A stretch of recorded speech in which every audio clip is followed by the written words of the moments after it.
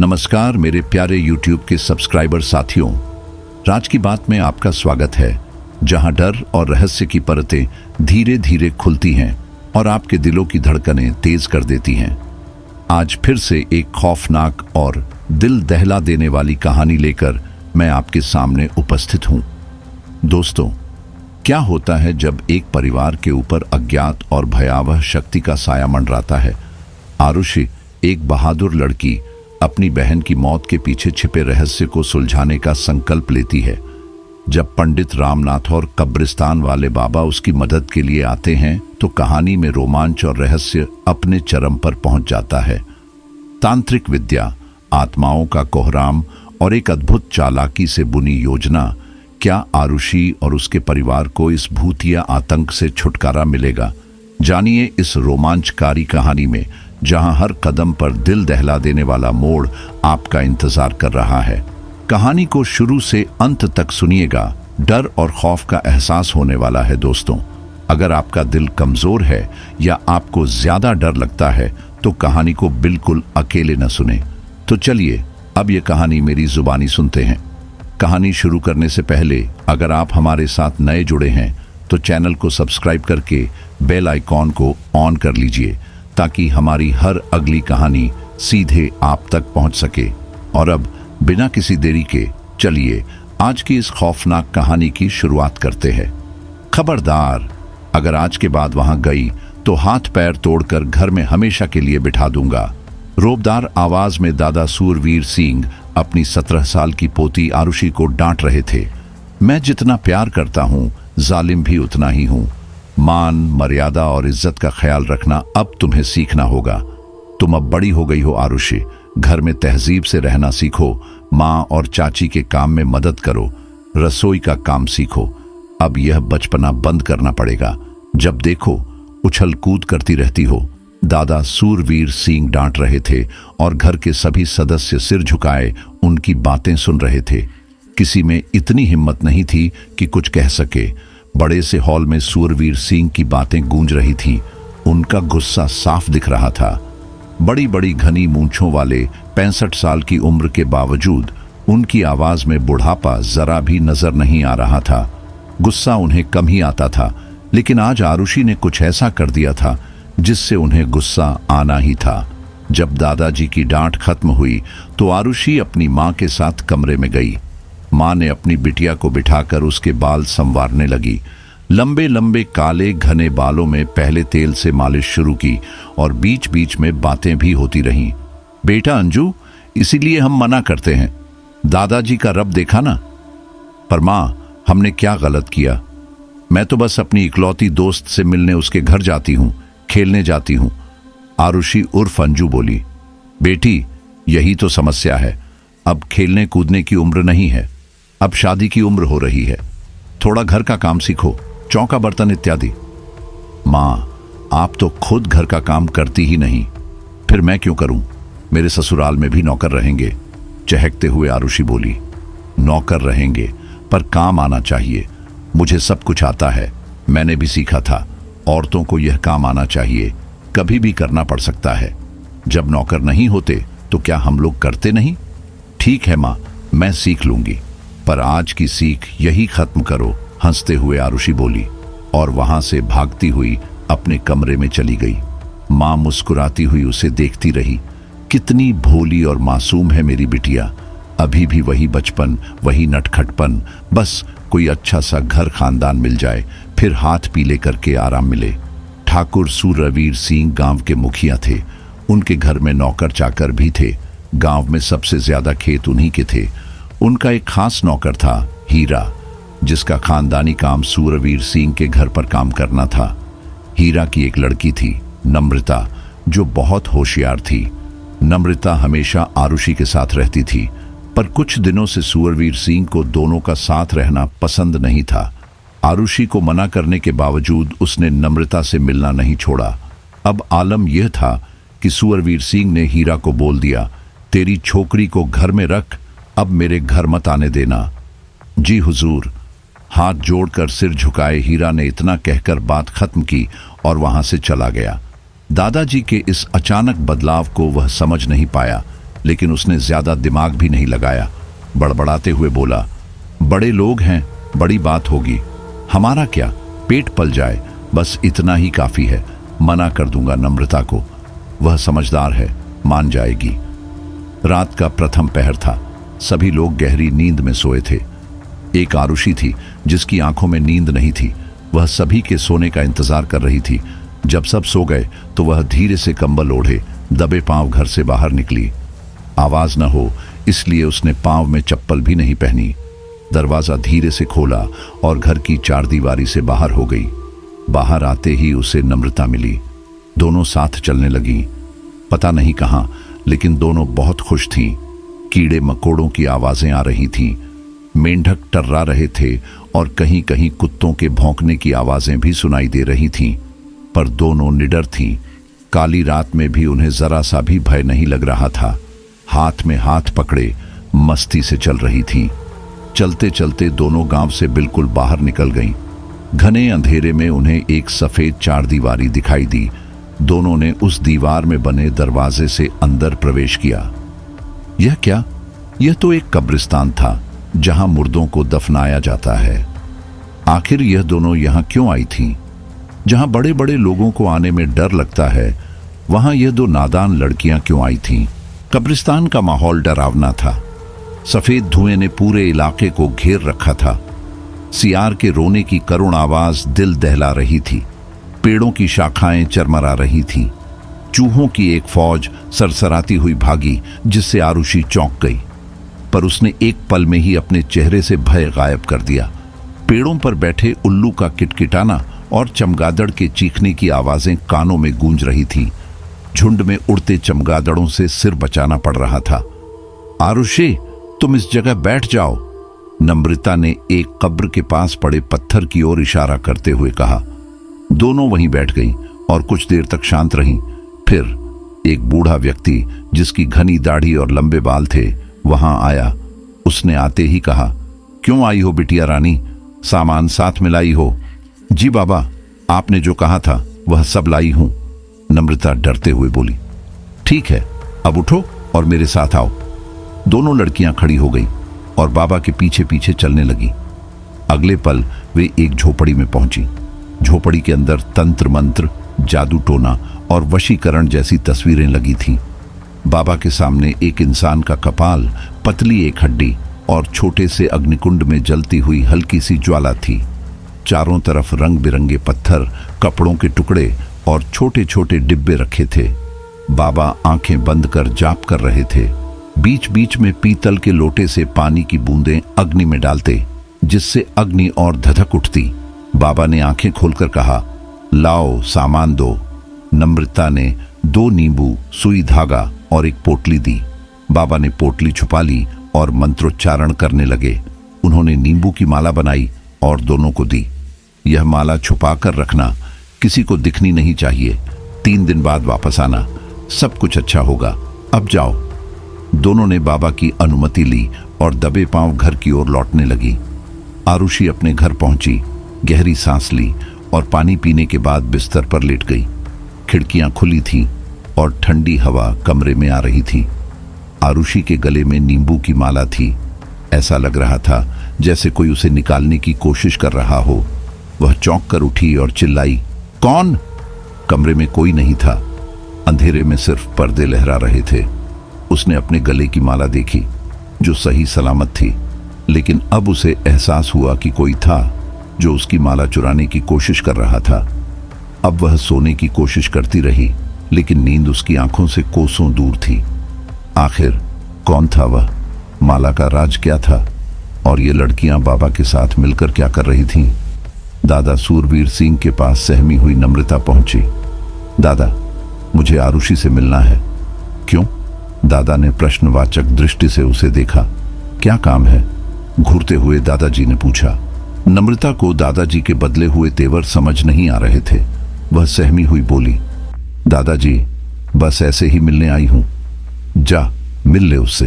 पर मैंने तेरे बाप से कहा था कि तुझे घर ना आने दे, फिर भी तू आ गई। उसकी तो अब खैर नहीं, दादा गुस्से से बोले। माफ करना दादाजी, बापू ने मुझे मना किया था पर मैं भूल गई, नम्रता झूठ बोलते हुए बोली। मैं वापस जाती हूं, नहीं मिलना आरुषि से। और वह जाने लगी। दादा ने थोड़ी नरम आवाज में कहा, ठीक है, अब जाकर मिल ले, पर याद रखना आज के बाद मिलना जुलना बंद करना पड़ेगा। ठीक है दादाजी। नम्रता भागती हुई घर में घुस गई और आरुषि को ढूंढने लगी। आरुषि कहाँ है? आरुषि ने जवाब दिया, अरे क्या हो गया? दादाजी मुझे डांट रहे थे और तुमसे मिलने से मना कर रहे थे। हाँ नम्रता, दादाजी कुछ दिनों से ऐसे ही हो गए हैं। और पता है, रात को कोई मेरे गले से माला निकालने की कोशिश कर रहा था। मैं हड़बड़ाकर उठ गई और फिर पूरी रात नींद नहीं आई। क्या? नम्रता चौंकते हुए बोली। ठीक ऐसा ही मेरे साथ भी हुआ। मैंने किसी तरह माला को बचाया। आखिर यह सब क्या हो रहा है? कहीं ऐसा तो नहीं कि हमारी योजना की खबर किसी को लग गई हो और वह हम पर कोई जादू टोना कर रहा हो? पता नहीं आरुषि, पर अब डर लग रहा है। कहीं ऐसा तो नहीं कि हम उस बाबा के झांसे में आ गए? नहीं नम्रता, बाबा मुझे झांसे वाला नहीं लगता, और कुछ भी हो जाए मैं अपनी योजना में कामयाब होकर ही रहूंगी। तुम मेरा साथ अंत तक दोगी या नहीं, मुझे यह बता दो। मैं हमेशा तुम्हारे साथ हूं आरुषि, दिलासा देते हुए नम्रता बोली। दिन किसी तरह गुजर गया। कल रात आरुषि और नम्रता को फिर से बाबा के पास जाना था। आखिर दोनों के दिमाग में क्या चल रहा था? क्या खुराफात जन्म ले रही थी? 17 साल की दो लड़कियों के मन में भूत प्रेत, तंत्र मंत्र और झाड़ फूंक की बातें क्यों थीं? उस रात डर के कारण आरुषि अपनी मां के पास सोई। अगली सुबह मां ने देखा कि आरुषि का शरीर पूरा पीला पड़ गया था। आरुषि, आरुषि! मां घबराकर उसे हिलाते हुए बोली, उठ बेटा। आरुषि चौंक कर उठी। क्या हुआ मां? तू ठीक तो है ना? हाँ मां, मुझे क्या हुआ? मां ने आरुषि के शरीर को छूते हुए कहा। सब ठीक तो लग रहा है, पर आंखें दिखा। मां, तुम्हें क्या हुआ? आंखें दिखा। मां ने उसकी आंखों को देखा, फिर हाथों के नाखून। सब कुछ ठीक था, फिर भी आरुषि का शरीर पीला क्यों पड़ गया था? मां जोर से चिल्लाई, अरे अंजू के बापू, सुनते हो? लेकिन कोई जवाब नहीं आया। फिर मां ने चंद्रिका को आवाज लगाई, अरे ओ चंदा जी। मालकिन, जाकर हकीम जी को बुला ला तो। ठीक है मालकिन। चंद्रिका तुरंत निकल गई। मां, मुझे तो कुछ नहीं हुआ, फिर ऐसा क्यों व्यवहार कर रही हो? जाकर दर्पण देख, फिर पता चलेगा। आरुषि दर्पण की ओर बढ़ी और जैसे ही उसने खुद को देखा, उसकी सांसें थम गईं। वह बेड से उतरकर दर्पण के पास गई। दर्पण में खुद को देखकर वह चौंक गई। यह सब कैसे हुआ? उसने खुद से कहा। फिर दौड़कर आंगन में गई, साबुन से रगड़कर मुंह धोया और साफ तौलिए से पोंछा, पर उसका पीलापन कोई बनावटी रंग नहीं था जो छूट जाता। वह दौड़कर मां के पास आई और बोली, मां, ये कैसे? हकीम जी आते ही होंगे, सब ठीक हो जाएगा। मां ने उसे तसल्ली दी। थोड़ी देर बाद हकीम जी आए। उन्होंने आरुषि का अच्छे से मुआयना किया, लेकिन उन्हें कोई बीमारी नहीं दिखी। हकीम जी ने कहा, देखो छोटी बहू, बिटिया को कोई बीमारी नहीं है, फिर भी मैं एक जड़ी देता हूं, खिला देना। अगर कल तक पीलापन नहीं गया तो मुझे बुलवा लेना। इतना कहकर हकीम जी चले गए। जा नहा धोकर आ, फिर दवा खाना, मां ने कहा। आरुषि अपने कमरे से कपड़े लेकर आंगन में गई। स्नान गृह में जाते ही उसे याद आया कि उसके गले की माला गायब है। उसने अपना पूरा शरीर देखा। उसका शरीर पूरा पीला पड़ चुका था। शाम तक आरुषि की हालत और खराब हो गई। पीलापन खत्म होने के बजाय बढ़ गया था। जब नम्रता को यह पता चला तो वह दौड़ती हुई आरुषि के पास आई। क्या हुआ आरुषि? मेरा माला खो गया नम्रता, तभी से यह सब हो रहा है। आरुषि, फिर तो बड़ी दिक्कत हो जाएगी। एक काम करो, तुम मेरी माला ले लो। नहीं नम्रता, जिसके नसीब में जो होगा वही होगा, उसे झेलना ही पड़ेगा। नहीं आरुषि, हालत और खराब हो जाएगी। बाबा ने कहा था कि बुरी मौत होगी। बाबा की बात कभी झूठी नहीं होती, नम्रता बोली। आरुषि की हालत सच में खराब हो रही थी। उसने खून की उल्टियां शुरू कर दी थीं। अब सबको पता चलना ही था कि यह सब क्यों हो रहा था। नम्रता ने बिना कुछ सोचे समझे अपनी माला निकालकर आरुषि के गले में डाल दी। कुछ देर बाद आरुषि थोड़ा ठीक महसूस करने लगी, लेकिन अब नम्रता की तबीयत धीरे धीरे बिगड़ने लगी। फिर भी नम्रता ने आरुषि से वादा लिया, कुछ भी हो जाए आज रात बाबा के पास जाना ही होगा। रात घनी और अंधियारी थी। जुगनुओं की हल्की रोशनी से रास्ता दिख रहा था। नम्रता और आरुषि गांव से बाहर निकलकर कब्रिस्तान की ओर बढ़ गईं। कब्रिस्तान की हवा अजीब सी लग रही थी, सफेद धुंध सी फैली थी। आज डरावनी आवाजें भी सुनाई दे रही थीं। नम्रता थोड़ी डरी हुई लग रही थी, पर आरुषि के चेहरे पर डर का कोई आभास नहीं था। धीरे धीरे दोनों दबे पांव बाबा की झोपड़ी तक पहुंची। बाबा उनकी प्रतीक्षा कर रहे थे। क्या गड़बड़ की तू आरुषि? बाबा ने आरुषि की ओर देखते हुए कहा। तुमने अपनी माला खो दी और नम्रता, तुमने अपनी माला इसे दे दी। बाबा ने डांटते हुए कहा, मैं ज्यादा कुछ नहीं कर पाऊंगा। जिस तंत्र मंत्र और जाप के लिए आई हो उसे सही तरीके से पूरा करना होगा, वरना अंजाम उल्टा हो सकता है। सामान लाई हो? जी बाबा। नम्रता ने थैला आगे बढ़ाया। बाबा ने थैले में से सामान निकाला। गिलहरी की पूंछ के बाल, मरी छिपकली, नींबू और सिंदूर। उन्होंने सब सामान मिट्टी के एक बर्तन में डाला और आग पर रख दिया।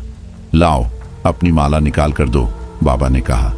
आरुषि ने अपनी माला बाबा को दे दी। बाबा बोले, इस बार जो माला मैं बनाकर दूंगा उसे पहनते ही तुम दोनों एक दूसरे के अतीत के बारे में जान जाओगी।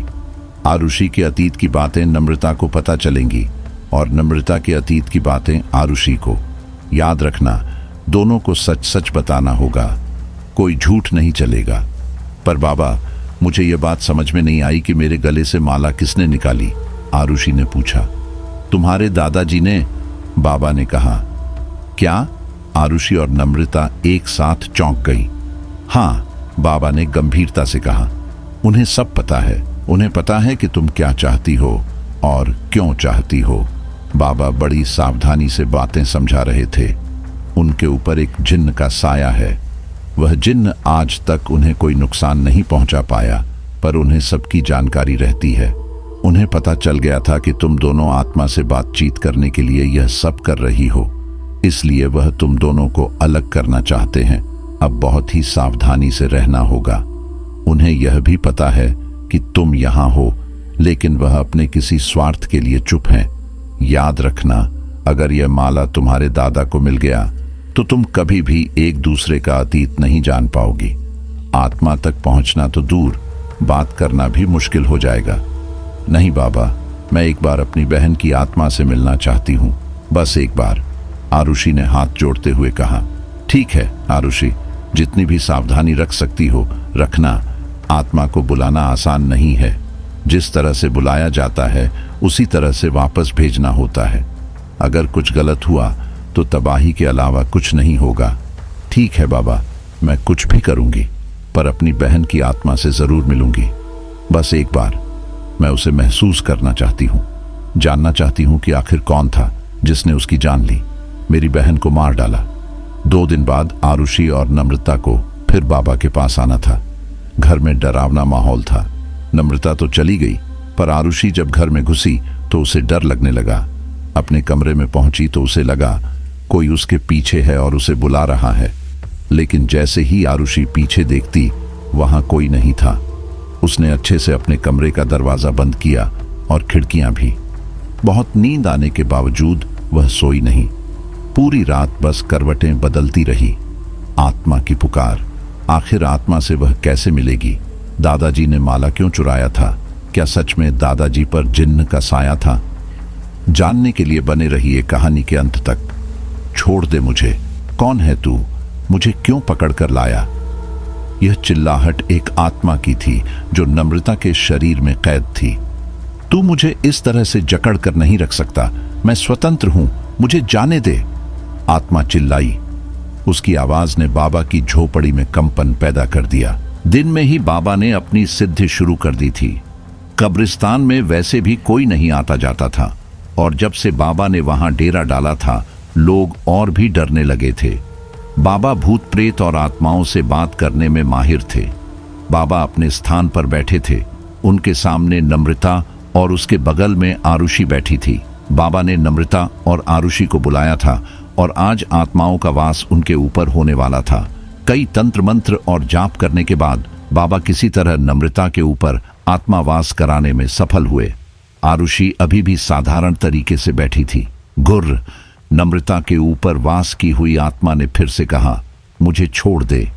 बाबा ने प्रश्न किया, तू कौन है और इतनी आसानी से नम्रता के शरीर पर कैसे आई? नहीं बताऊंगी, आत्मा ने जोर से कहा। मैं क्यों बताऊं? बाबा को गुस्सा आया।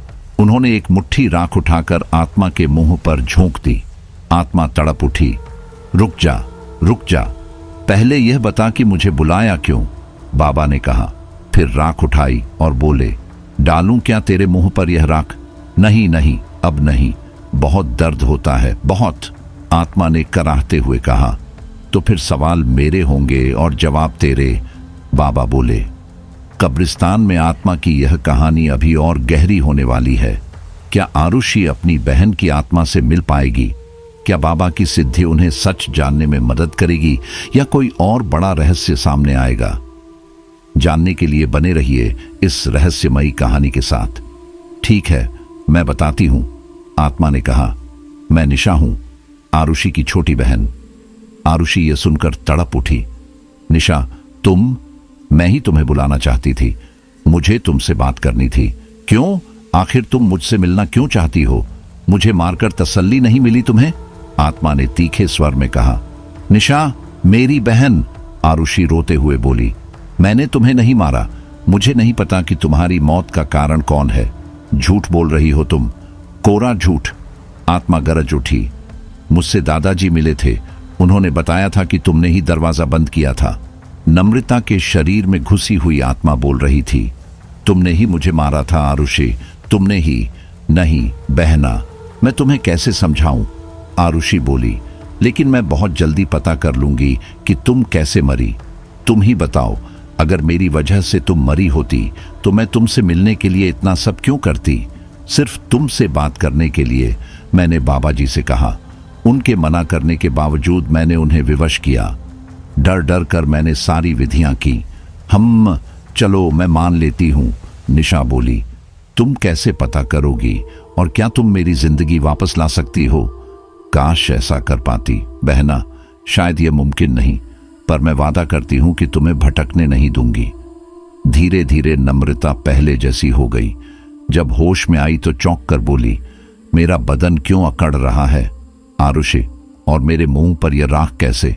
मेरे बाल भी खुले हुए हैं। उसने सवालों की झड़ी लगा दी। नम्रता, तुझे कैसे बताऊं और तेरा शुक्रिया कैसे अदा करूं? आरुषि खुशी से रोते हुए बोली, तेरे शरीर में निशा की आत्मा आई थी, मैंने उससे बात की। क्या?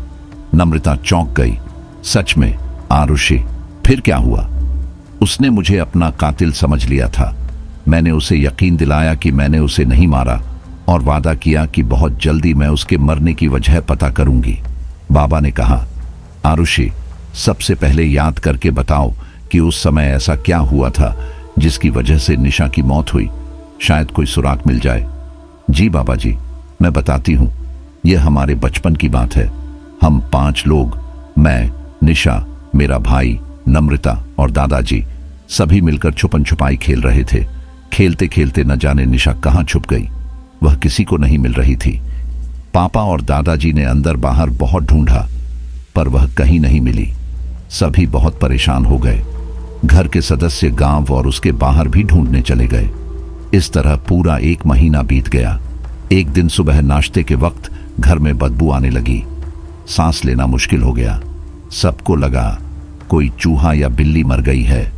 सभी ने बदबू की वजह तलाशना शुरू किया, पर पता नहीं चला कि बदबू कहां से आ रही है।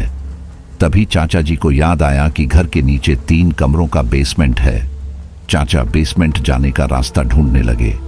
वह बेसमेंट कभी खुलता नहीं था, इसलिए हमें बच्चों को तो पता भी नहीं था कि घर में ऐसा कुछ है। जैसे ही चाचा बेसमेंट में गए, वैसे ही उल्टियां करते हुए वापस लौटे। उनकी आंखों में गुस्सा और डर झलक रहा था। क्या हुआ? पापा ने पूछा। जाकर देख लो भाई साहब, चाचा जी ने उल्टियां करते हुए कहा। पापा और बाकी सभी सदस्य बेसमेंट में गए। वहां का नजारा देखकर पापा जैसे पागल हो गए। मां चीखने लगी। घर के सभी लोग जोर जोर से रोने लगे। किसी की हिम्मत नहीं थी उस बदबूदार शरीर को छूने की जो बैत निशा कम था। ये कहते हुए आरुषि फूट फूट कर रो पड़ी। वह लाश मेरी बहन की थी। हम सभी परेशान थे, बस एक इंसान को छोड़कर, दादाजी। वह उस दिन से मौन हो गए। दादाजी निशा से बहुत प्यार करते थे। उस दिन के बाद उनमें बड़ा बदलाव आया। कभी शांत हो जाना तो कभी अचानक भयानक गुस्सा दिखाना। वह दिल के बहुत अच्छे थे, लेकिन कठोरता भी उनमें थी। घर के सभी लोग सदमे में थे और निशा पोटा हमारे बीच नहीं थी। वह वहां कैसे गई, कैसे वह बेसमेंट के अंदर बंद हो गई, यह आज तक एक रहस्य बना हुआ है। लेकिन बाबा जी, अब मैं उस रहस्य को सुलझाऊंगी। मैं ढूंढ निकालूंगी उसे जिसने मेरी बहन के साथ ऐसा किया। उसने अंदर घुट घुट कर चिल्लाते हुए दम तोड़ा होगा। आरुषि की आंखों में आंसू छलक आए। मेरी मदद करेगी ना नम्रता, आखिरी तक? हाँ आरुषि, मैं हमेशा तेरे साथ हूं, नम्रता ने कहा। आरुषि बेफिक्र अपने कमरे में सोई हुई थी। अचानक उसका बिस्तर धीरे धीरे ऊपर उठने लगा। उसे इसका बिल्कुल भी एहसास नहीं हुआ। बिस्तर ऊपर और ऊपर उठता गया, फिर अचानक सीधा जाकर छत से टकराया। आरुषि के माथे पर जोर से चोट लगी। वह चौंक कर उठना चाहती थी, लेकिन तभी उसे एक और जोरदार धक्का लगा। अब वह हिल भी नहीं पा रही थी। उसका पूरा शरीर छत और बिस्तर के बीच फंसा हुआ था। ऐसा लग रहा था जैसे बिस्तर ने उसे जकड़कर दबा रखा हो। अचानक पता नहीं उसे क्या सूझा, उसने जोर से कहा, निशा जिंदा है। जैसे ही उसने यह कहा, बिस्तर धड़ाम से नीचे गिर गया। आरुषि को चोट आई, लेकिन उसने इसे छुपाते हुए इधर उधर देखा, फिर हिम्मत करके बोली, कौन है यहां? बता दो, कहां है निशा? अचानक एक डरावनी हंसी गूंज उठी। अंधेरे में आरुषि को कुछ भी दिखाई नहीं दे रहा था। तभी बिस्तर को एक जोरदार झटका लगा। ऐसा लगा जैसे किसी ने गुस्से में लात मारी हो। फिर एक तेज हवा का झोंका आया। खिड़की जोर से खुली। आरुषि ने महसूस किया कि कोई भागा है। वह खिड़की की ओर दौड़ी, लेकिन वहां कोई नहीं था। ओ मम ही मम, मम क्लीम मम मम। धीरे धीरे यह अजीब आवाज उसके कानों तक पहुंच रही थी।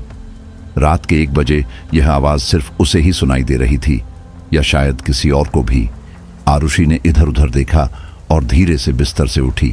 उसने बिना आवाज किए अपने कमरे का दरवाजा खोला। उसके पांव धीरे धीरे उस आवाज की दिशा में बढ़ने लगे। करीब 5 मिनट तक वह आवाज को ढूंढती रही, लेकिन समझ नहीं पा रही थी कि आवाज आखिर आ कहां से रही है। तभी उसे ख्याल आया, हो ना हो ये आवाज घर के तहखाने से आ रही है। अब तक आरुषि निर्भय थी, लेकिन तहखाने का ख्याल आते ही डर गई। यह वही जगह थी जहां उसकी बहन की लाश मिली थी।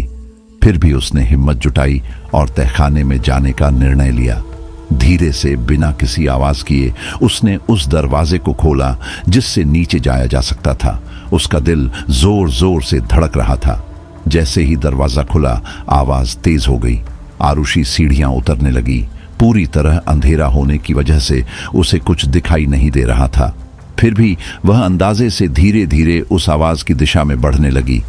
अब आवाज बातचीत में बदल चुकी थी। कुछ देर में वह उस जगह पहुंच गई जहां धीमी रोशनी थी। दादाजी, आरुषि चौंक गई और वहीं ठिठक गई। बहुत हिम्मत करके उसने सारा माजरा समझने की कोशिश की। वह चुपचाप खड़ी रही। हट जा यहां से, मुझे परेशान मत कर। अब जा, मुझे तेरी कोई जरूरत नहीं। दादाजी गुस्से में बोल रहे थे। बड़ा ही स्वार्थी निकला रे, एक कुटिल हंसी के साथ किसी ने कहा। तेरा काम निकल गया तो मुझे भगा रहा है? दादाजी का यह दूसरा रूप देखकर आरुषि सिहर उठी। वह खुद ही सवाल पूछ रहे थे और खुद ही जवाब दे रहे थे। क्या किया मेरे लिए? बता, क्या किया? फिर अचानक एक भयानक आवाज गूंजी और दादाजी का दूसरा रूप जोर जोर से हंसने लगा। मनुष्य स्वार्थ के लिए कुछ भी कर सकता है। तेरे कितने ही जुर्म इस काल कोठरी में दफन हैं, यह मुझे अच्छी तरह पता है। नहीं नहीं, वह सब बताने की जरूरत नहीं, दादाजी गिड़गिड़ाते हुए बोले। लेकिन मैं तुम्हारी शर्त कैसे मानूं? मुझे इससे कोई फर्क नहीं पड़ता, दूसरी आवाज गूंजी। मुझे मुक्ति चाहिए, बस मुक्ति। नहीं तो तुम्हारे खानदान का एक भी इंसान मेरे कहर से नहीं बचेगा। पर तुम्हारी शर्त संभव नहीं। उस फूल सी जान का गला मैं कैसे घूंट दूं? बताओ। अब आरुषि कांपने लगी। किस जान की बात कर रहे हैं दादाजी? वह बुदबुदाई। दादाजी के अंदर जो आत्मा थी वह बेहद खतरनाक थी। यह साफ हो गया था वह किसी बलि की मांग कर रही थी। अचानक दादाजी का शरीर कांपने लगा। बलि? कैसी बलि? नर बलि? किसकी? किस जान की बलि दूं? आरुषि यह सब देखकर बुरी तरह डर गई। उसे लगा कि अब वह गिर जाएगी, लेकिन बेहोश होने से पहले उसने फैसला किया, मैं अपने कमरे में जाऊंगी, पर दादाजी को ऐसे नहीं छोड़ सकती। वह यह सब सोच ही रही थी कि दादाजी धीरे धीरे शांत पड़ गए और जहां बैठे थे वहीं लेट गए। थोड़ी देर की शांति के बाद आरुषि दादाजी के पास गई और उन्हें देखा। दादाजी गहरी नींद में थे। अब आरुषि धीरे से अपने कमरे में चली गई। उसकी आंखों के सामने से वह भयानक दृश्य हट ही नहीं रहा था। पूरी रात उसे नींद नहीं आई। सुबह करीब 5 बजे वह सोई। सुबह 7 बजे मां ने उसे जगाया तो वह उठी। सिर में जोर का दर्द हो रहा था। उसने मां से कहकर फिर से सोने चली गई। आरुषि लगभग 10 बजे फिर से उठी। उसने नाश्ता किया और सिर दर्द के कारण सिर में तेल लगाकर मालिश की। थोड़ा और आराम करने के बाद उसने सोचा कि तहखाने में जाकर देखना चाहिए। पहले उसने चुपके से दादाजी को देखा कि वे क्या कर रहे हैं। दादाजी बरामदे में बैठे अपने कुछ साथियों के साथ गप्पे मार रहे थे। दोपहर का 1 बज चुका था। आरुषि ने बहुत हिम्मत जुटाकर तहखाने में जाने का फैसला किया। उसके हाथ में एक टॉर्च भी थी। तहखाने में पहुंचकर उसने बड़ी गौर से सब कुछ देखा। दीवारों पर बड़ी बड़ी तस्वीरें थीं। मूंछों वाले लोग शाही पोशाक पहने हुए थे। तस्वीरों में नरबली और पशु बलि की झलकियां थीं, जिनमें इंसान और जानवरों की गर्दन पर तलवार चलाते लोग दिख रहे थे। ये सब देखकर आरुषि के पैरों तले जमीन खिसक गई। उसका दिमाग सुन्न पड़ गया। टॉर्च की रोशनी में दीवार के नजदीक उसने खून के छींटे देखे। तो क्या इस तहखाने में कई मौतें हुई हैं? क्या निशा को भी मारा गया था? क्या उसकी बलि दी गई थी? नहीं नहीं, इतना बुरा भी नहीं हो सकता, उसने खुद को संभालते हुए कहा। मुझे पता लगाना पड़ेगा, पर कैसे? फिर उसने सोचा, एक रास्ता है दादाजी, लेकिन तुरंत ही ख्याल आया, नहीं नहीं, वे क्यों बताएंगे, उल्टा मुझे ही डांटने लगेंगे। फिर क्या करूं? किससे मदद लूं? यही सोचते सोचते वह अचानक भागी। घर के मुख्य द्वार पर दादाजी बैठे थे, इसलिए उसने पीछे के दरवाजे से निकलने का सोचा। मां, मैं नम्रता के घर जा रही हूं, दादाजी को मत बताना, वह बोलते हुए जल्दी से निकल गई। मां हक्का बक्का उसे देखती रह गई और बड़बड़ाने लगी, इस लड़की का कुछ नहीं हो सकता, कब क्या करेगी किसे पता। आरुषि नम्रता को साथ लेकर कब्रिस्तान की ओर भागी। इतनी घबराई क्यों है? नम्रता ने पूछा। पहले चल तो सब कुछ वहीं बताऊंगी, आरुषि ने जवाब दिया। अरे हुआ क्या? इतना सब हुआ है कि 2 बार बयान नहीं कर सकती, बाबा के सामने सब बताऊंगी। भागती हाँफती दोनों बाबा की झोपड़ी के पास पहुंची। जैसे ही अंदर कदम रखा, आरुषि ठिठक गई। वह वहीं की वहीं जम गई। क्या हुआ? नम्रता ने धीरे से पूछा। चुप रह, आरुषि ने धीरे से कहा। अंदर से दादाजी की आवाज आ रही थी। क्या? मैं तो चलती हूं। नम्रता पीछे हटने लगी, लेकिन आरुषि ने उसका हाथ पकड़ लिया। रुक, मैं हूं ना, कुछ नहीं होगा। अंदर बाबा धीरे धीरे दादाजी को समझा रहे थे। आपकी पोती की जान खतरे में है दादाजी, इन घटनाओं के लिए अगर कोई जिम्मेदार है तो वह आप ही हैं। दादाजी ने सिर झुका लिया। मुझे पता है, लेकिन मैं क्या करूं? बाबा बोले। उस नन्ही सी जान के पीछे पड़ा है वह भूत जो आपके शरीर में आकर सबको परेशान करता है। बिटिया को धीरे धीरे सब पता चल जाएगा। मैंने जितनी मदद करनी थी वह कर दी, अब इससे आगे का ज्ञान मुझे नहीं। कोई तो रास्ता होगा, दादाजी हाथ जोड़कर बोले। एक ही रास्ता है, पंडित सोमनाथ, बाबा ने कहा। उनके पास इस मर्ज की दवा है, लेकिन वह आपकी मदद नहीं करेंगे। क्यों? दादाजी ने पूछा। उन्होंने आज तक गलत लोगों का साथ नहीं दिया, इसलिए आपकी मदद करने का सवाल ही नहीं। मुझे बस अपने परिवार को बचाना है, चाहे मेरी जान ही क्यों न चली जाए, दादाजी बोले। बाबा गंभीर हो गए। आपकी जान में उस भूत आत्मा को कोई दिलचस्पी नहीं दादाजी, उसे नए गर्म खून की तलाश है, और वह खून है आरुषि बिटिया का। यह सुनकर आरुषि सिहर गई, पर खुद को हौसला देते हुए वहीं खड़ी रही और उनकी बातें सुनती रही। नहीं, दादाजी चिल्लाए, मेरी बिटिया को मैं कुछ नहीं होने दूंगा। बाबा बोले, आपके खानदान में जो पशु या नरबल्ली की प्रथा थी वह आज आपके परिवार की जान के पीछे पड़ गई है। पहली जान आपकी पोती निशा की गई, दूसरी जान अब जाने को है। कुछ भी करके उसे बचा लीजिए। दादाजी आप घर जाइए, बाबा बोले, मैं कोई उपाय सोचता हूं। एक बात याद रखिएगा, भूत आत्मा जबरदस्ती कुछ नहीं करेगा, वह सब कुछ आपसे ही करवाएगा। उसके बहकावे में आने से पहले 100 बार सोच लीजिएगा। जी बाबा, दादाजी बोले, अब मैं चलता हूं। वे उठ खड़े हुए। उनके चेहरे पर असंख्य चिंता की रेखाएं थीं। उन्होंने हाथ जोड़कर प्रणाम किया और बाहर निकलने लगे। आरुषि और नम्रता छिप गईं। दादाजी बहुत परेशान थे। आरुषि को थोड़ा थोड़ा समझ में आ रहा था कि माजरा क्या है, पर अब वह आगे क्या करे। बाबा ने सोचा था कि थोड़ी देर आराम करेंगे, पर अचानक आरुषि और नम्रता को देखकर चौंक गए। अरे बिटिया, तुम? अभी अभी दादाजी यहां से गए हैं। जी बाबा, हमें पता है, आरुषि रुआंसी होकर बोली। क्या मुझे भूत आत्मा मार डालेगा बाबा?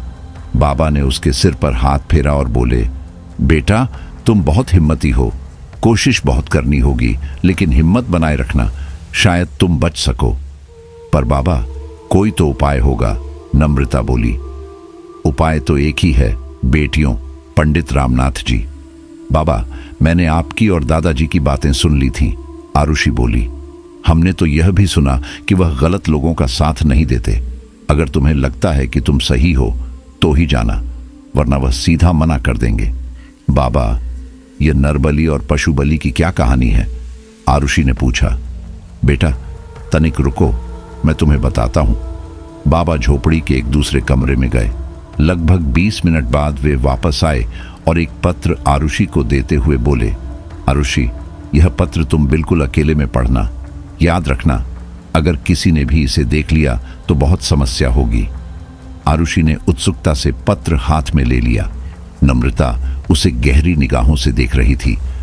यह पत्र तुम नम्रता को भी नहीं दिखाओगी, बाबा बोले। पर बाबा, नम्रता तो... मुझे पता है, बाबा ने कहा। मुझे पता है कि नम्रता तुम्हारी सबसे चहेती है, पर क्या नम्रता तुम्हारी सलामती नहीं चाहती? मैं तो अपनी जान भी दे दूंगी बाबा, अपनी दोस्त के लिए, नम्रता भावुक होकर बोली। तो फिर यह सिद्ध पत्र केवल आरुषि पढ़ेगी, नहीं तो इसका प्रभाव समाप्त हो जाएगा। ठीक है बाबा, आरुषि बोली। और कल अकेले आकर मुझसे मिलना, बाबा ने कहा। जी बाबा। दोनों वहां से चली गईं। रास्ते भर आरुषि उस पत्र के बारे में सोचती रही। ऐसा क्या होगा उस पत्र में? उधर नम्रता भी पत्र को देख रही थी और सोच रही थी कि बाबा ने मुझसे क्यों छिपाया और कल अकेले आने के लिए क्यों कहा। जैसे ही आरुषि घर पहुंची, माँ उस पर बरस पड़ी। अब तू इतनी बड़ी हो गई कि माँ से छिपाने लगी। क्या हुआ माँ? आरुषि बोली। तू आजकल बिना बताए कहाँ जाती है, कुछ पता नहीं चलता। माँ, मैं नम्रता के साथ ही रहती हूँ, तुम चिंता मत करो। यह कहकर आरुषि भागते हुए अपने कमरे में चली गई। अंदर जाकर उसने पत्र खोला। पत्र में लिखा था, बिटिया आरुषि, बहुत गंभीर बात बताने जा रहा हूं, ध्यान से समझना। निशा किस तरह से मृत्यु को प्राप्त हुई यह तो मुझे अभी नहीं मालूम, पर भूतात्मा कौन है यह मालूम है। आपके खानदान में पीढ़ियों से नरबली और पशु बलि की परंपरा थी। आपके दादाजी के पिता ने आपकी कुल देवी की पूजा के लिए नम्रता के चाचा की बलि दी थी। उस समय नम्रता का चाचा महज 8 साल का था। वह अंतिम बलि थी। आपके दादाजी ने इस प्रथा को खत्म कर दिया था, लेकिन वही नम्रता का चाचा अब भूत आत्मा बनकर परेशान कर रहा है। ये बात आपके दादाजी के अलावा किसी को भी पता नहीं। आपके घर के भूतल में ये सब कर्मकांड होते थे। आप बहादुर हो, पंडित रामनाथ से मिलकर अपने परिवार को बचा सकती हो। याद रखना, नम्रता को यह बात पता न चले। पत्र पढ़ने के बाद इसे फाड़ कर फेंक देना और कल अकेले आकर मुझसे मिलना। मैं तुम्हें पंडित रामनाथ के पास ले चलूंगा बाबा। पत्र पढ़कर आरुषि हैरान थी। उसे तो बस अपनी बहन के कातिल का पता लगाना था। अब यह नया बखेड़ा शुरू हो गया था। उसकी समझ में कुछ नहीं आ रहा था कि वह क्या करे। अब उसे सिर्फ एक ही सहारा था, पंडित सोमनाथ। यह सोचकर उसने पत्र को फाड़ दिया। बलि की प्रथा का बंद होना, भूत आत्मा का दादाजी पर हावी होना और उसी भूतल में निशा का मृत पाया जाना, यह सब कहीं ना कहीं एक दूसरे से जुड़े हुए थे। उसके सिर में दर्द होने लगा। यही सब सोचते सोचते कब उसकी आंख लग गई उसे पता ही नहीं चला। मां ने जैसे ही रसोई घर में कदम रखा, चीख निकल गई। यह पूरे रसोई में खून ही खून और ये छोटे छोटे मांस के टुकड़े। मां जोर से नौकरों पर चिल्लाई, राजू, सीमा, कहां मर गए सबके सब? क्या हुआ मालकिन? ये सब क्या है ये?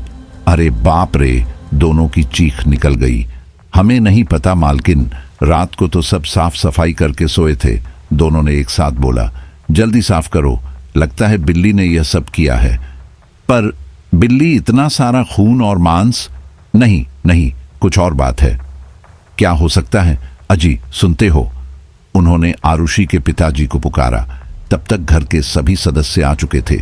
सभी लोग कौतूहलवश वह सब देख रहे थे। श्यामू साफ सफाई कर रहा था। ताजा ताजा खून लग रहा था। किसी को कुछ समझ नहीं आ रहा था कि यह सब कैसे हुआ या किसने किया। सभी को किसी अनहोनी का डर लग रहा था। फटाफट कब्रिस्तान वाले बाबा को बुलाया गया। बाबा ने जैसे ही घर में कदम रखा, बड़बड़ाने लगे, शुरू हो चुका भयानक खेल, और अपने कमंडल से पानी का छिड़काव करते हुए रसोई तक आए। यह सब क्या है बाबा, आप ही बताओ, हमें तो कुछ भी समझ नहीं आ रहा है। पर मेरे समझ में आ गया है। काला दिन शुरू हो गया इस घर के लिए। मुझे जिस बात का डर था वही हुआ, बाबा ने कहा। पर हुआ क्या बाबा जी? ज्यादा समय नहीं है शंकर प्रताप, बहुत देर हो चुकी है। अनर्थ होने से बचना है। मैं जो कह रहा हूं उतना करो। सभी पुरुष वर्ग मुझे बैठक में मिलो, बाबा ने आदेश दिया।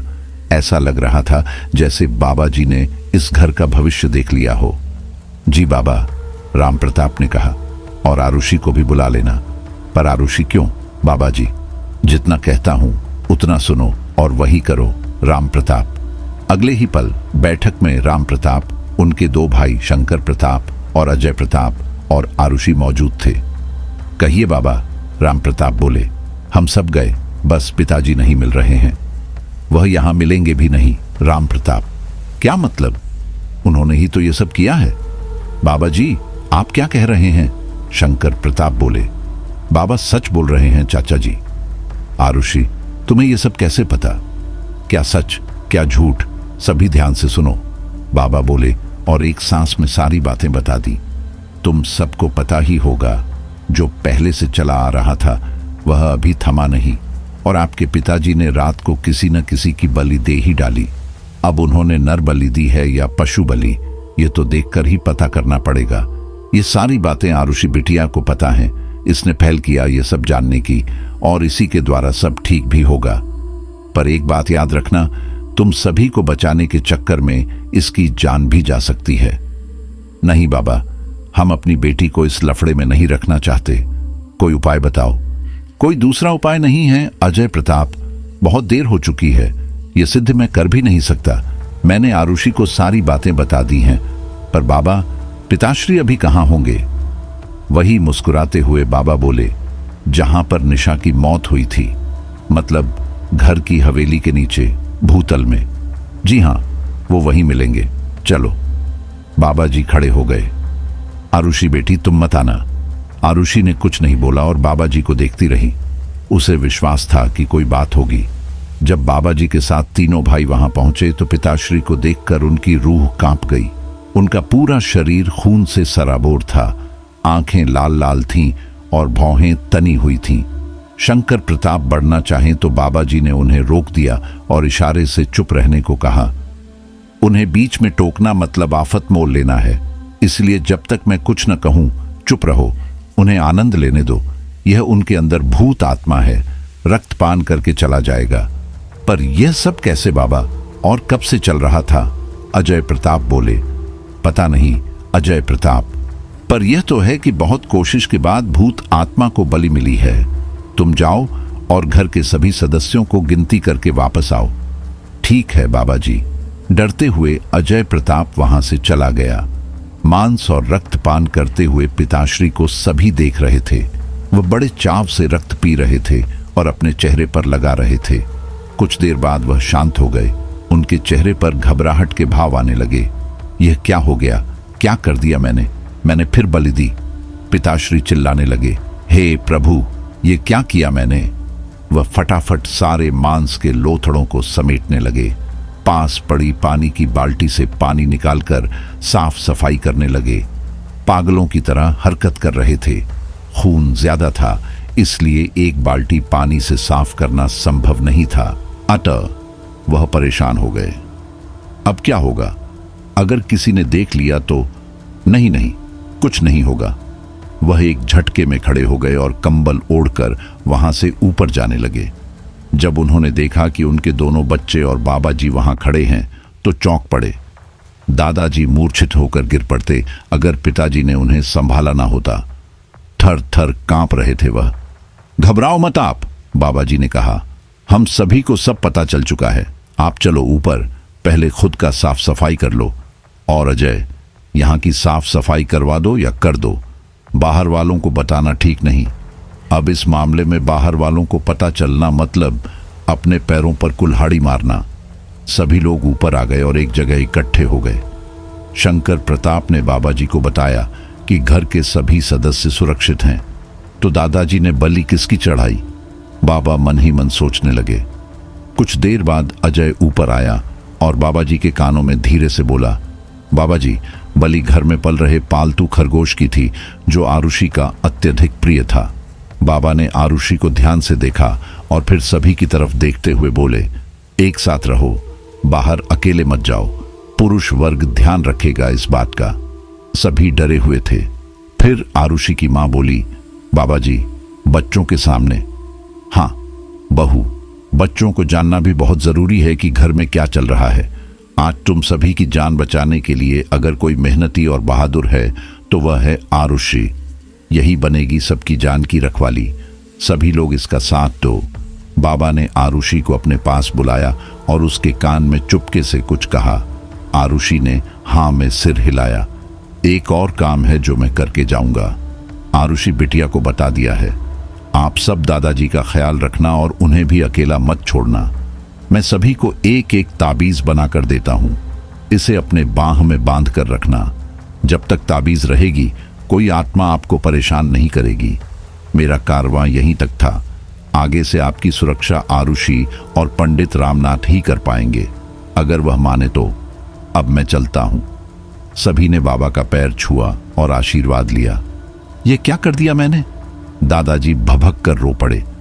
मैंने कितना कोशिश किया और खुद को रोक नहीं पाया इस जघन्य अपराध से। पिताजी, आप परेशान मत होइए, सब ठीक हो जाएगा। आप होश में नहीं थे, पिताजी बोले।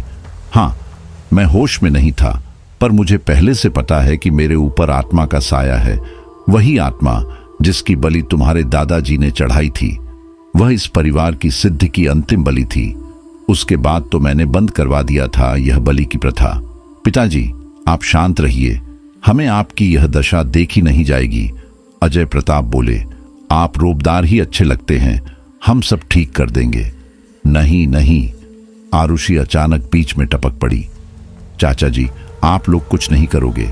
आपने सुना नहीं बाबा जी ने क्या कहा था? नहीं आरुषि, शंकर प्रताप बोले, हम हमारे बुजुर्गों की हुई सजा तुम्हें नहीं देंगे। जो भी करना होगा हम करेंगे। चाचा जी, सब अनर्थ हो जाएगा। आरुषि हाथ जोड़कर बोली, यह सिद्ध मैं ही करूंगी।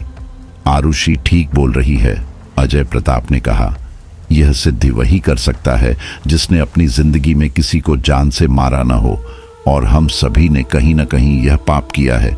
बाबा जी ने भी कहा था, पर पिताजी, जानबूझकर आग में झोंक नहीं सकते ना अपनी नन्ही सी जान को। तुम सब मिलकर उसकी जान की रक्षा करना, दादाजी बोले। नहीं पिताजी, इस बार आरुषि के पिताजी राम प्रताप बोले, शंकर और अजय ठीक बोल रहे हैं, हम एक बार पंडित रामनाथ से मिलने जाएंगे। नहीं, दादाजी बोले, वह तुम्हारी नहीं सुनेंगे। पंडित रामनाथ ने कसम खाई है हमारे खानदान की मदद न करने की। पिताजी, सब गड़बड़ हो जाएगा। मैं हूं ना, आरुषि बोली, मेरी सुनेंगे वो। नहीं आरुषि, अब तुम कुछ नहीं बोलोगी। फिर सभी लोग वहां से चले गए। आरुषि अपने कमरे में गई और बाबा ने उससे कान में जो कहा था उसे पूरा करने के लिए सोचने लगी। दोपहर का पहर शांत था। नम्रता को लेकर आरुषि बाबा की कुटिया में पहुंची। बाबा ने दोनों को अलग अलग बिठाया, आरुषि को अपने पास और नम्रता को अपने सामने। बीच में पूजा की सामग्री थी, कपाल था, भभूत थी, रंगों से रेखाएं बनी हुई थीं। एक छोटा सा हवन कुंड था, कमंडल पानी से भरा था, फूल मालाएं थीं और कुछ कच्चे नींबू थे। बेटा, नम्रता अपने बाल खोल कर ले, बाबा ने कहा। बाबा अपने हाथों से नम्रता के माथे पर लाल रंग का टीका लगाते हुए बोले और फिर मंत्र का जाप करने लगे। उन्होंने नम्रता के गले में नींबू की माला डाली और मंत्र का जाप दोहराते रहे। कुछ 5 मिनट बाद नम्रता को चक्कर आने लगे। फिर बाबा ने नम्रता के मुंह पर भभूत फेंका। नम्रता फुफकार कर अपना सिर हिलाने लगी। बाबा ने फिर उसके मुंह पर भभूत फेंका। अब नम्रता की हालत पहले जैसी नहीं रही। क्या हो रहा है? एक रोबदार आवाज में नम्रता बोली। बाबा, तू यह क्या कर रहा है? पापियों का साथ नहीं। बाबा बोले, मैं पापियों का साथ नहीं दे रहा, मैं तो बस पाप होने से बचा रहा हूं। मुझे क्यों बुलाया? नम्रता की आवाज में गर्जना थी। तुमने मेरे ही अंश का सहारा लिया। बाबा ने पुनः नम्रता के मुंह पर भभूत मारा। नम्रता के मुंह पर भभूत पड़ते ही वह कराह उठी। बस कर बाबा, बस। चाहता क्या है? क्यों बुलाया मुझे? मुझे बस इतना बता दे कि निशा की मौत कैसे हुई। नहीं, मुझे नहीं पता। सच में तू बता दे, नहीं तो मैं इस लड़की को मार डालूंगा। नहीं, इस बेचारी को मत मार, पर यह सच है, मुझे नहीं पता। तू झूठ बोल रहा है, बाबा जोर से बोले। अब मैं इस लड़की की जान लेकर ही रहूंगा। नहीं, रुक जा, रुक जा, मैं बताता हूं। नम्रता के अंदर बुलाई गई भूतात्मा ने जवाब दिया। मैंने ही मारा है उसे, मैंने बलि चढ़ाई थी ठाकुर से। कैसे? बाबा ने नम्रता के मुंह पर भभूत फेंका। बता, कैसे किया था यह सब? भूतात्मा कुछ न बोला, बस गरजता रहा। बताता है क्या? ले लूं जान तेरी बिटिया का? बताता हूं, रुक। नम्रता गरज कर बोली। बहुत ही डरावना दृश्य था वह। नम्रता के मुंह से पानी टपक रहा था। सारे बच्चे खेल रहे थे छुपने वाला खेल। निशा ने भूतल का दरवाजा खोला और नीचे छुप गई। फिर मैंने मौके का फायदा उठाकर नम्रता से बाहर से दरवाजा बंद करवा दिया। टाक, सिट का निबंध, इसमें इस बेचारी का कोई दोष नहीं। ही ऊंची आवाज में हंसते हुए भूतात्मा बोला। सुना ना तुमने बाबा, इसको कुछ मत करना। फिर क्या हुआ? अगला बोल। और फिर निशा को कैद कर लिया। एक दिन पूरी तरह भूखी प्यासी भूतल में डरी डरी वह चिल्ला रही थी, पर बाहर उसकी आवाज कोई नहीं सुन सकता था। फिर मैं ठाकुर के शरीर में प्रवेश करके नीचे आ गया और न चाहते हुए भी ठाकुर साहब को निशा की बलि देनी पड़ी। बलि देने के बाद ठाकुर साहब पागल हो गए, उनकी हरकतें बदल गई। दुष्ट! बाबा उसके मुंह पर पानी डालते हुए बोले। तुझे तनिक भी दया नहीं आई? एक दादा से उसकी पोती की बलि चढ़वा दी, कैसे दया आती? ही मुझ पर आई थी किसी को? अब आगे बात। दुष्ट, आगे क्या हुआ? यह सब तो बता दिया मैंने, पर बाबा याद रखना, यह सिलसिला कभी खत्म नहीं होगा। बलि तो चढ़ती रहेगी, चाहे वह किसी भी तरह हो। जा भाग, अब तुझे मेरी जरूरत नहीं। तेरा सामना किसी महान आत्मा से होगा, फिर तुझे पता चलेगा। और फिर नम्रता के शरीर से भूतात्मा चला गया। नम्रता धीरे धीरे अपनी पहले वाली हालत में आ गई। मुझे क्या हुआ था बाबा? कुछ नहीं बेटा, बस कुछ प्रश्न था। अब उसका उत्तर मिल गया। अब तुम दोनों घर जाओ। दोनों लड़कियां वहां से चली गईं, पर बाबा के मन में अभी भी शंकाएं थीं। बाबा चिंतित थे, उन्हें डर और फिक्र थी आरुषि की। इस बेचारी ने इतनी छोटी सी उम्र में क्या क्या किया था। पंडित जी, एक लड़की आई है, बोलती है आपसे मिलना है। एक नौकर आकर पंडित रामनाथ से बोला, आप पूजा में थे इसलिए आपको परेशान नहीं किया। कब से बैठी है? ठीक है, बैठक में लेकर आओ। जी पंडित जी। पंडित जी बैठक में कदम रखते हैं। गेरुए लिबास में उनकी उम्र 60 की होगी। मुख पर तेज, आंखों में गजब की रोशनी। वे अपनी इकलौती कुर्सी पर बैठे। आरुषि उनके पैरों में गिर पड़ी। उठ बेटा, कौन हो तुम? नहीं पंडित जी, पहले आप वादा करो कि मेरी मदद करोगे। बिटिया, पहले तकलीफ तो बताओ। पंडित जी उसे उठाते हुए बोले। नहीं, पहले आप वादा करो। पंडित जी सोच में पड़ गए। बिटिया, हट मत कर, चल बता क्या काम है। पहले आप वादा करो, आप मेरी मदद करोगे। ठीक है, करूंगा मैं तेरी मदद। अब बैठ, बता बात क्या है, क्या तकलीफ है। पंडित जी, मैं ठाकुर राम प्रताप की बेटी हूं, आपसे मेरे खानदान की जान की भीख मांगने आई हूं। पंडित जी की आंखों में ज्वाला जलने लगी। दूर हट बिटिया, दूर हट, मैं तेरी कोई मदद नहीं कर सकता। नहीं नहीं बाबा, ऐसा मत कहो आप। आरुषि रो पड़ी। आप ही तो सहारा हो पंडित जी, मुझे बेबस मत करो। पुत्री, मैं कुछ नहीं कर सकता, पंडित जी बोले। पंडित जी, मैं नहीं जाऊंगी जब तक आप मेरी मदद नहीं करते। देख बिटिया, मुझे तुझसे कोई बैर नहीं, पंडित रामनाथ आरुषि से बोले, पर तुम्हारे खानदान वालों की अत्याचार की कहानी बहुत लंबी है, मैं तेरी मदद नहीं कर सकता।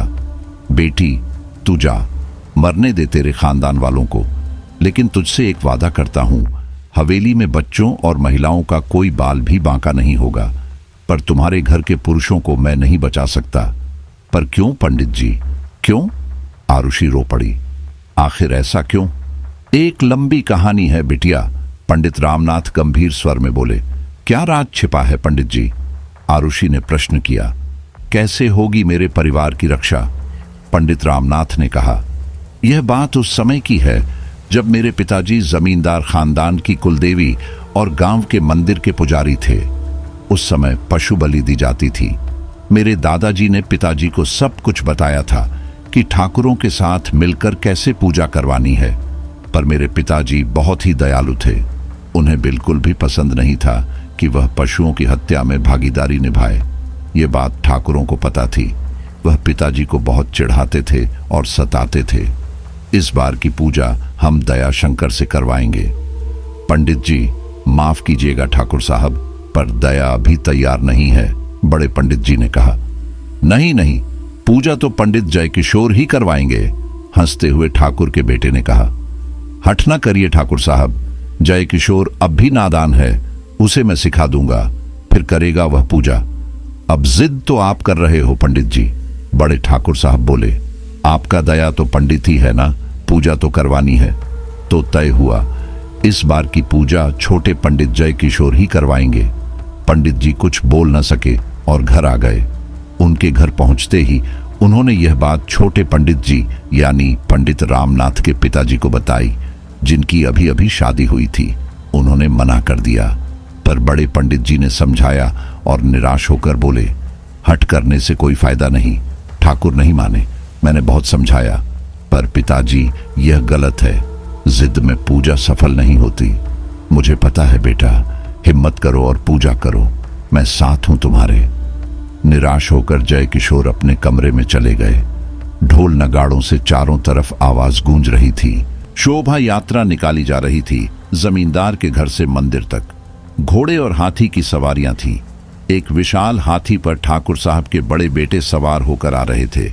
बड़ी बड़ी मूंछों वाले रोबदार इंसान जयकारे लगाए जा रहे थे। ढोल, ताशे, नगाड़े और मंजीरे बजाए जा रहे थे। मंदिर पर इस दिन मेला लगता था। सभी गांवों के लोग यहां आते थे। चारों तरफ कोलाहल था। खचाखच मंदिर की सीढ़ियां और आसपास की जगह भरी हुई थी। मंदिर के प्रांगण में कुछ विशेष लोग ही खड़े थे। पूजा शुरू हुई। सभी ठाकुर हवन कुंड के चारों ओर बैठे थे। सामने थे जयकिशोर और उनके पिताजी। हवन कुंड में स्वाहा स्वाहा स्वाहा का स्वर सुनाई देने लगा। शंखनाद होने लगा, घंटियां बजाई जाने लगीं। हवन कुंड में जल रही सामग्रियों से चारों तरफ का वातावरण सुगंध से महक गया। पंडित जयकिशोर बहुत अच्छे से पूजा करवा रहे थे। फिर उन्होंने सभी के हाथ में रक्षा सूत्र बांधा। पूजा समाप्ति के बाद ठाकुर लोग खड़े हो गए और ठाकुर साहब के बड़े बेटे ने उस स्थान पर कदम बढ़ाया जहां पर सबकी निगाहें थीं। एक बड़े से चबूतरे पर भैंस का बच्चा बांधा हुआ था। आज उसकी बलि चढ़ाई जाने वाली थी। लाल टीके से उसकी पूजा की गई थी। गले में माला पहनाई गई थी। वह चिल्ला रहा था। उसकी आवाज दूर दूर तक गूंज रही थी। वह खुद को छुड़ाने की बहुत कोशिश कर रहा था। उसकी मोटी मोटी आंखों से आंसू बह रहे थे। उस निरीह जानवर को जैसे सब पता चल गया हो कि आज उसका जीवन समाप्त होने वाला है। जब ठाकुर उस छोटे से भैंस के बच्चे के पास गए तो छोटे पंडित जय किशोर टीका की थाली लेकर उनके पास गए। साथ में बड़े पंडित जी की नंगी तलवार थी। पंडित जय किशोर ने डरते डरते मंत्रों का उच्चारण किया और ठाकुर के माथे पर टीका लगाया। ढोल नगाड़ों की आवाज और तेज हो गई। पूरा आसमान गूंजने लगा। लोग नारे लगाने लगे। बड़े पंडित जी ने जय किशोर को तलवार दी कि ठाकुर को दे दो, परंतु पंडित जय किशोर को यह देखा न गया। उन्होंने तलवार लेकर एक झटके से उस भैंस के गले में बंधी रस्सी पर वार किया और उसे रिहा कर दिया। यह देखकर ठाकुर चिल्ला उठे। उनका खून खौल उठा।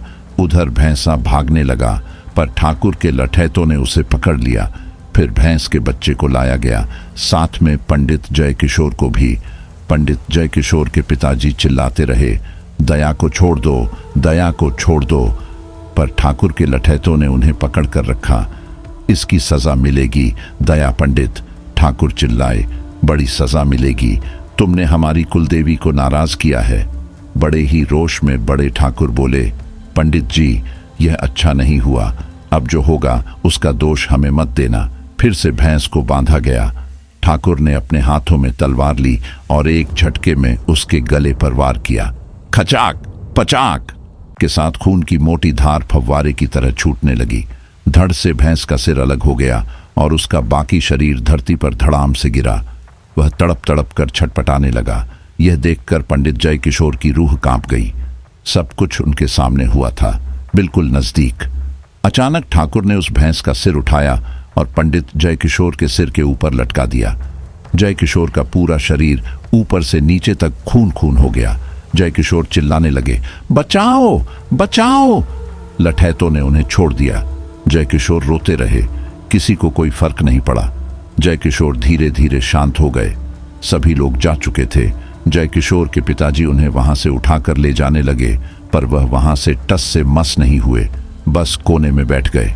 उनकी आंखों से अब आंसू बहने भी बंद हो गए। वह जड़वत वहीं बैठे रहे। बहुत लोगों ने समझाने की कोशिश की, पर उन्होंने कुछ नहीं बोला। पूरा दिन वहीं पड़ा रहा। शाम को अचानक उठे और अजीब हरकतें करने लगे। खून खून खून, जिसे भी देखते खून खून कहते हुए भाग जाते। किसी तरह उन्हें घर लाया गया। जय किशोर अपना दिमागी संतुलन खो चुके थे। 1 महीने बाद वह भगवान को प्यारे हो गए। तब जय किशोर के पिताजी ने कसम खाई, इस परिवार के सर्वनाश के समय में भी कोई सहायता नहीं करूंगा। पंडित रामनाथ यह कहानी आरुषि को सुनाते सुनाते भावुक हो गए। अगले ही पल क्रोधित भी। उनकी आंखों से बरस रहे अंगारों ने आरुषि को चुप रहने पर विवश कर दिया। इतना क्रूर काम किया था आरुषि के बुजुर्गों ने, पर इसमें इन सभी लोगों की क्या गलती? आरुषि एक बार पुनः बोली। पंडित जी बोले, अभी भी क्या बलि रुकी है? नहीं ना? आरुषि प्रश्न भरी निगाहों से देखती रही, पर बोली कुछ नहीं। पंडित जी बोले, मैं तेरी कोई भी सहायता नहीं कर सकता बिटिया, जा यहां से। आरुषि रोते हुए वहां से जाने लगी तो पंडित रामनाथ पिघल गए। दयालु इंसान तक धैर्य रखता है, अतः उन्होंने आरुषि से वादा किया कि वह उसकी मदद करेंगे। दयालु इंसान धैर्य रखता है, अतः उन्होंने आरुषि से वादा किया कि वह उसकी मदद करेंगे। आरुषि बहुत खुशी से घर आती है। घर पर उसे कब्रिस्तान वाले बाबा भी मिलते हैं। वह उन्हें सारी बात बता देती है कि पंडित रामनाथ महाराज ने क्या क्या शर्तें रखी हैं और इस विधि में क्या क्या करना होगा। बाबा ने अच्छे से सभी बातों को समझा और फिर सभी को निर्देश दिया कि कल सुबह ही हम यह प्रक्रिया करेंगे और यह घर के नीचे बने भूतल में होगा। इस विधि में घर की औरतों और बच्चों को विधि से दूर रखना होगा। बाबा ने आरुषि को बताया कि वह भी इस विधि में शामिल नहीं होगी, परंतु आरुषि ने कहा, मैं तो रहूंगी ही, मैं भी तो देखूं उस भूत आत्मा को जिसने मेरी बहन को मारा है। बाबा ने कहा, ठीक है, फिर कल सुबह सब तैयारी करना। बाबा ने सभी को निर्देश देते हुए कहा, मैं सुबह जल्दी आ जाऊंगा। सुबह 5 बजे ही बाबा आ गए और भूतल में सभी तैयारी करने लगे।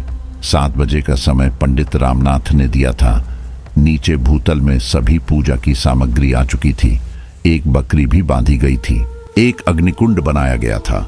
सब कुछ तैयार करके बाबा ऊपर चले गए और सभी के साथ मिलकर पंडित रामनाथ का इंतजार करने लगे। कुछ देर के बाद पंडित जी एक घोड़ा गाड़ी पर आए। उनका कदम जैसे ही घर के द्वार पर पड़ा, उनके कदम ठहर से गए।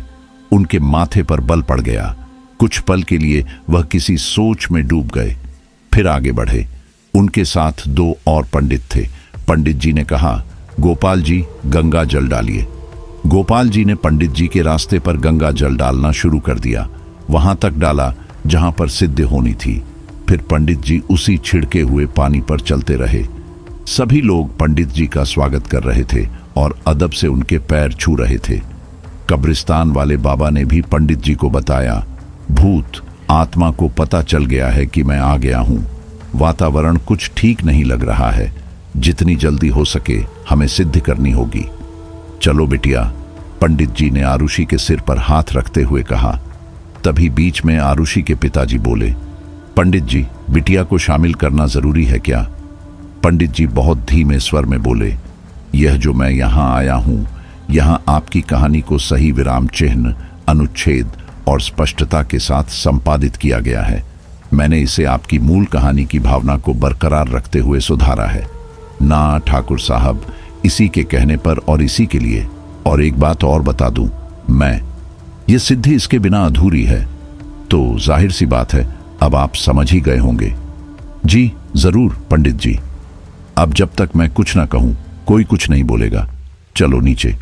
घर के सभी पुरुष, पंडित जी, उनके 2 चेले, कब्रिस्तान वाले बाबा, आरुषि और बड़े ठाकुर साहब के अलावा कोई नहीं था। पंडित जी एक जगह अग्निकुंड के सामने बैठे। उनके अगल बगल दोनों चेले थे। एक तरफ बाबा और दूसरी तरफ आरुषि के पिताजी और चाचा जी। आरुषि को एक पर्दे के पीछे बिठाया गया था। ठीक उसके पीछे एक और पर्दा था और उस पर्दे के पीछे थी एक बकरी। बाकी के 2 नौकर जो पंडित जी के सामने बड़े ठाकुर साहब के साथ थे, वहां खड़े थे। पंडित जी ने अपनी सिद्ध शुरू की। बहुत देर तक मंत्रों का जाप चलता रहा। धूप अगरबत्ती जलती रही। कब्रिस्तान वाले बाबा एक थाली में नींबू काट काट कर उसका रस निचोड़ रहे थे। पंडित जी तुलसी के डंठल को छोटा छोटा काटने लगे। फिर एक मोटे से धागे में उस डंठल को बांधकर एक माला बनाई। जब माला तैयार हो गई तो उन्होंने बड़े ठाकुर से कहा, ले, यह माला अपने गले में डाल ले। ठाकुर साहब झूमने लगे और एक प्यारी सी मुस्कान लेते हुए बोले, पंडित, तुम्हें नहीं आना चाहिए था। चल, अब ज्यादा बोल वचन मत झाड़। ये माला क्यों पहनाऊं? तुझे अमर करने के लिए। पंडित जी खड़े स्वर में बोले, आजाद होना है कि नहीं तुझे? बोल। हाँ है, होना है पंडित, पर ऐसे नहीं जाऊंगा। बलि तो लूंगा मैं, एक इस ठाकुर की और दूसरी उस आरुषि की। चुप कर, ले, यह माला पहन, मैं सब ठीक कर दूंगा। ठाकुर साहब ने माला ले लिया और अपने गले में डाल लिया। फिर पंडित जी मंत्रों का जाप करने लगे। उधर थाली में रस तैयार था। पंडित जी ने उसमें थोड़ा रोली डाला, तुलसी का रस डाला और घोल बनाकर ठाकुर साहब के ऊपर मंत्रों का जाप करते हुए छिड़क दिया। जैसे ही घोल की छींटें उनके बदन पर पड़ी, वह तिलमिला गए। यह क्या कर रहे हो पंडित? वही जो बहुत पहले करना चाहिए था, पंडित बोले। यह धोखा है। भूतात्मा जो ठाकुर के शरीर में था चिल्ला उठा।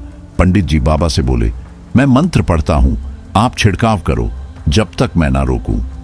फिर पंडित जी मंत्र पढ़ते रहे और बाबा छिड़काव करने लगे। भूतात्मा चिल्लाने लगा।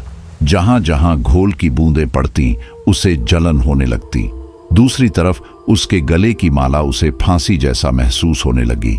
पंडित, मुझे छोड़ दे, भूतात्मा तड़पते हुए बोला। याद रखना, मैं जाऊंगा तो जरूर, पर इस बुझे को लेकर जाऊंगा। तू ऐसा कुछ नहीं करेगा, पंडित जी बोले। मैं तुझे बहुत तड़पाऊंगा। और फिर जाप शुरू हो गया। अब वह माला गले का फंदा बन चुकी थी। भूतात्मा से रहा नहीं गया और उसने बहुत जोर से माला तोड़ दी, पर जाप जारी रहा। घोल का छिड़काव होता रहा।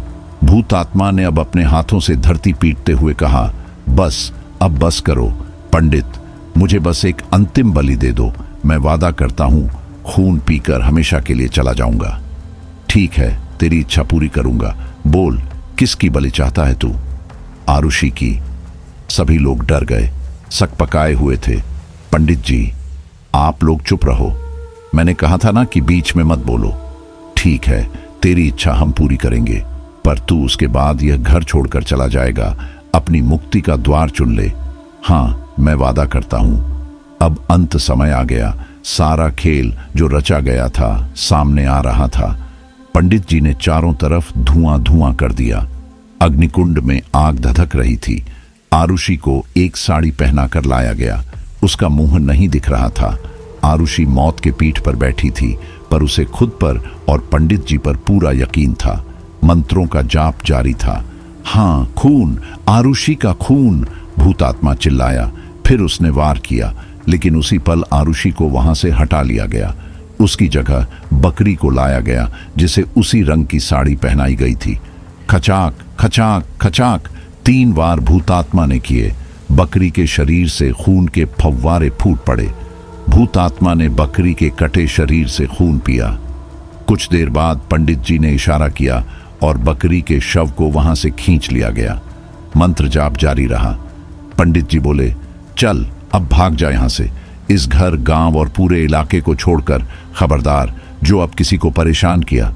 ठीक है पंडित, तूने अपना वादा निभाया, मैं अपना निभाऊंगा। अब मैं जा रहा हूं, अब कभी नहीं आऊंगा। धीरे धीरे भूत आत्मा ने ठाकुर साहब का शरीर छोड़ दिया। ठाकुर साहब बेहोश हो गए। सबने आरुषि की तारीफ की। आरुषि बाबा और पंडित रामनाथ के चरणों में गिर पड़ी। तो दोस्तों, यह थी हमारी आज की कहानी। आपको हमारी आज की कहानी कैसी लगी? कमेंट बॉक्स में कमेंट करके जरूर बताएं। बस आप अपना और अपने परिवार का ख्याल रखें, और अगर अभी तक चैनल को सब्सक्राइब नहीं किया है तो कृपया चैनल को सब्सक्राइब कर लीजिए।